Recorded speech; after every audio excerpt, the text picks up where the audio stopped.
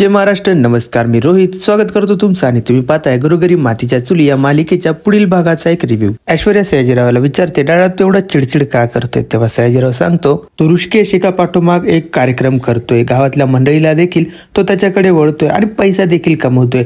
मला हेच होऊ द्यायचं नाही असं ऐश्वर्याला सांगतोय. ऐश्वर्या म्हणते, तुम्ही टेन्शन घेऊ नका, मी त्याची सोय बराबर लावणार म्हणजे लावणारच, फक्त आपली वेळ येऊ द्या. व इकडे ऑफिसमध्ये मकरंद जानकीला ऋषिकेश बद्दल विचारत असतो. तेव्हा जानकी काल जे घडलं ते सर्व काही सांगत असते.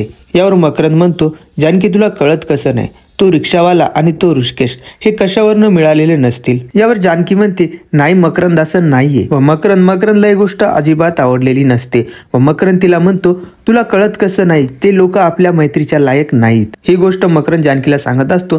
तेवढा तिथे ऋषिकेश येतो व यांना बघतो. व आता ऋषिकेश काहीतरी वेगळाच गैरसमज करणार का व मालिकेत काय ट्विस्ट येणार हे बघणे खूपच इंटरेस्टिंग असणार आहे, तर बघत राहा.